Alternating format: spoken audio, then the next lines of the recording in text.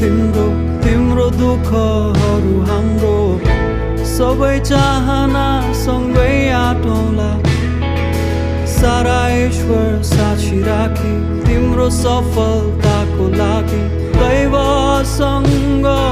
पनि ढाँटौँला